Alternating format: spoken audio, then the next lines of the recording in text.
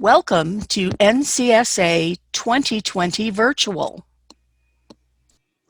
Hi, my name is Alicia Espinosa, and first I would like to thank Dr. Medley Rath, who has mentored me on this project since January of last year. I also would like to acknowledge everyone that participated in gathering this research.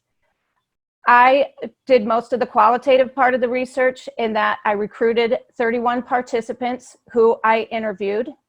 Trinity Anders is responsible for coding and putting a lot of that data into tables. Brandy Miller is responsible for the quantitative part of that research, in which she came up with a question that was part of a larger survey that was submitted into SurveyMonkey in the fall of 2018. And Olivia Sless is responsible for coding and transcribing a lot of the interviews. The funding for this project was provided by Indiana University, Kokomo. I was accepted to the undergraduate research program 2 semesters in a row last summer and last fall, which provided me with funding for the research.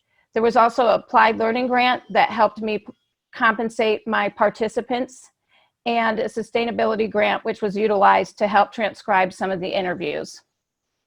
Our research question is, how often are nonviolent drug offenders denied employment and housing? And I chose this topic because I feel like the United States has taken a mental health issue and has changed it into a criminal one. So this is a population of people that are post-incarceration denied several different things, including employment and various licensures for career paths. And I also found out while I was conducting my research that they're not only denied these things, but they are also denied employment mobility. So they can be employed at McDonald's, for example, but they will never be able to move into management. On this slide, what this displays is that ex-offenders that utilized drug treatment or alcohol treatment in some way were a lot less likely to recidivate within 3 years, so at 27%. But for the ex-offenders that have never received any type of drug or alcohol treatment, they were likely to recidivate at 73%. It wasn't always like this. There was a Gallup poll that was submitted in 1980 that displayed that only 2% of American citizens really felt that drugs was such a serious issue that it needed to be addressed. This 40% increase in incarceration is due to the tough on crime policies that were implemented in the 1980s and the 1990s. 1 in every 31 people in the United States is under some form of penal control. More than 2/3 of our federal prisoners are nonviolent drug offenders. 47% of state offenders are nonviolent drug offenders, and of that 47%, 27% are women. This is an issue that affects women more than it does men, in that women are twice as likely to be incarcerated than men are, and they are also incarcerated for nonviolent drug offenses more than they are incarcerated for any other crime. Some of the other consequences that nonviolent drug offenders face, besides being denied employment and being denied licensures for career paths like being in the medical field or teaching, are housing bans. 93% of public housing bans are implemented solely on drug felons. In a research study that was published in the International Journal of Drug Policy, 72% of respondents felt that drug offenders could be rehabilitated, but of that 72%, only 29% were willing to move next door to one.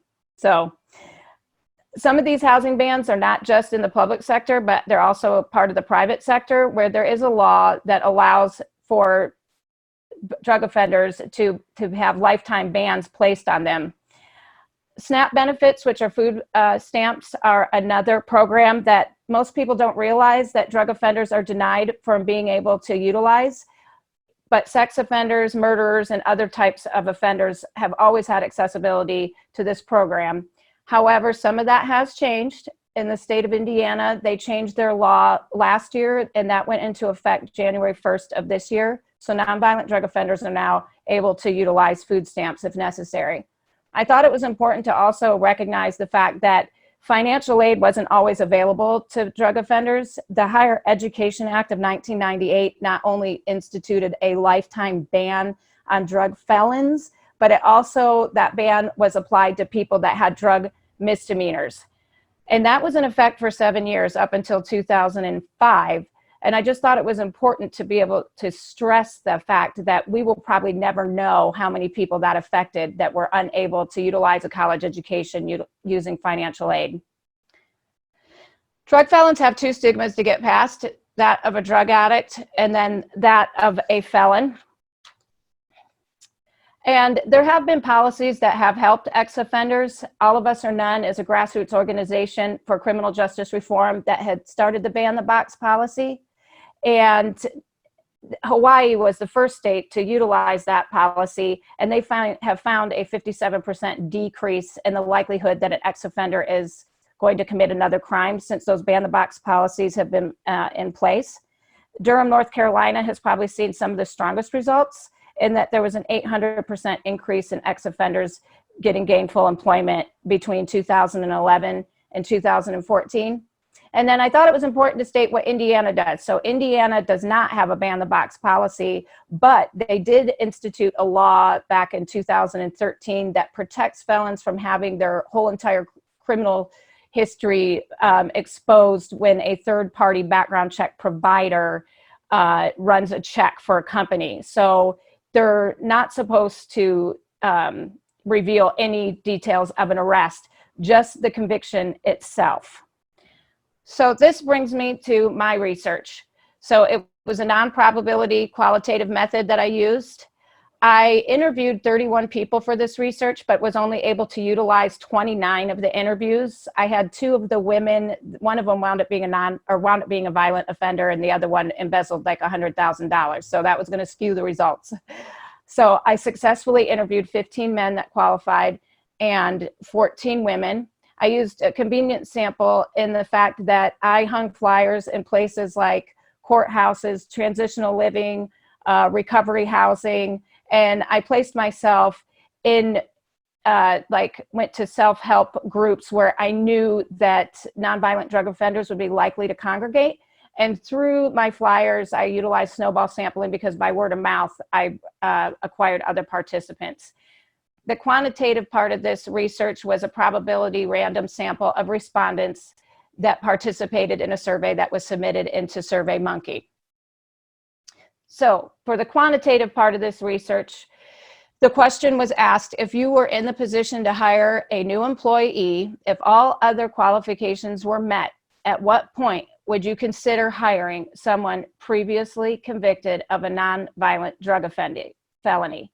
And what you can see here is that 26.8% said yes, they would in less than a year.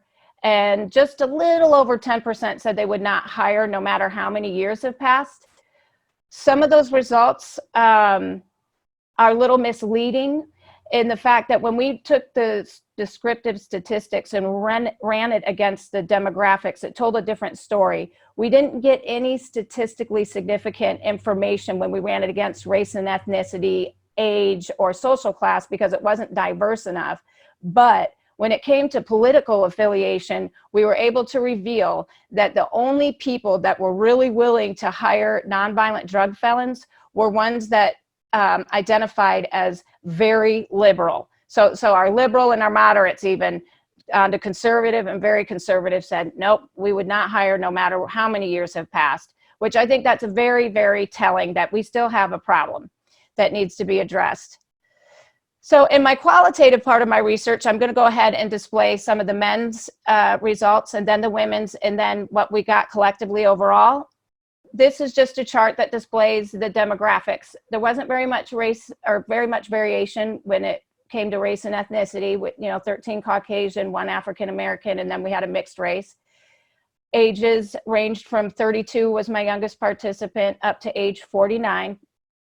I think it's really important to note that education level, there was a lot of variation, and my highest educated participant had a doctorate in criminal law, and then my lowest education level was somebody who only had an 8th grade education. 7 of the participants identified as lower class, 8 identified as middle class.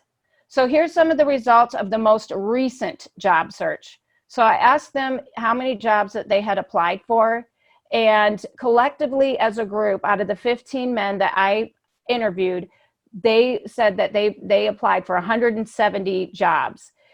Of that 170, they were able to secure 18 interviews. And from those 18 interviews, they got 13 job offers. And from those 13 job offers, 5 were rescinded. I think it was also important to note that this column here asked if they were able to gain employment. This column here asks if they're still employed. There's a lot of variation with the men. And I also wanted to point out the type of jobs that they were being hired into. And most of it is factory and anything that's going to utilize like their body. All of them, they are physical, like manual labor of some sort, even in the restaurant.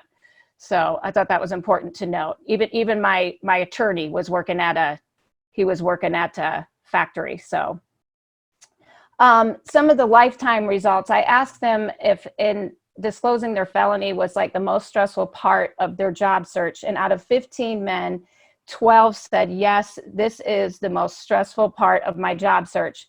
And then I asked that in a lifetime, since you've got your first felony, you know, how many times were you actually told by an employer, we do not hire felons here? And out of that 15, they said 70 times, yes, we were told outright, do not hire felons. In a lifetime, there was 8 offers that had been rescinded collectively.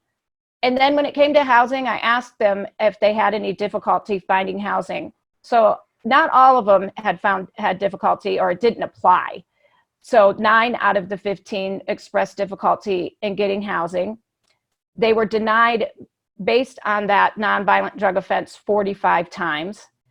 And I think it's really important to note, I know that in my top column or top row up here was the criminal defense attorney and his experience, and he was denied housing 10 times. And he expressed he had such a difficult time trying to find housing, even though he had some extraordinary circumstances in that he had gotten an inheritance and he offered to pay a full year's worth of rent and still was denied. And the only reason he was able to finally secure housing is because his probation officer vouched for him. So I think it's important to note that I think the fact that he had been an attorney in the neighboring county probably helped in the fact that the probation officer was willing to vouch for him. But it's also really, really important to note the fact that his education and what he did in his former life, it did not matter. It did not supersede the effect that felony had when he tried to find housing. So with my women, I also didn't have very much variation demographically when it came to race. I had 1 mixed race, 2 African American, 11 Caucasian. The ages ranged from 27 to 53. There was a lot of variation also with my education. We had a couple of bachelor's degrees, 1 in nursing. Lowest level of education was 10th grade. And then half my participants, they identified as lower class, and the other half identified as middle class. So what this table is showing, because it comes at the top there, it's displaying in this first column that there were 358 self-reported jobs that they applied for. Of those, in this column, they got 24 interviews. There were 17 employment offers. Out of those employment offers, 8 were rescinded once a criminal background check was ran. 14, all of them said they secured employment and they are still employed there. So I thought that was a huge difference in the experience between women and the men. Really had a hard time. I also wanted to note the type of jobs that they were employed at, mostly factory and restaurant once again, but there was 3 out of the 14 participants that went into the addictions field, and I think that's important to note that as well. So the lifetime results for the women, when I asked them if disclosing their felony was the most stressful part of their job search, 11 said yes, it was the most stressful part. The number of times where they were outright told, we do not hire felons, they were denied 17 times, which also was a much different experience than what the men had. The men expressed, out of 15 of them, that they had been denied and told, "We do not hire felons," outright 70 times. There were offers that were rescinded over a lifetime 14 times collectively. And then when I asked if they had difficulty getting housing, 14 expressed that they said yes.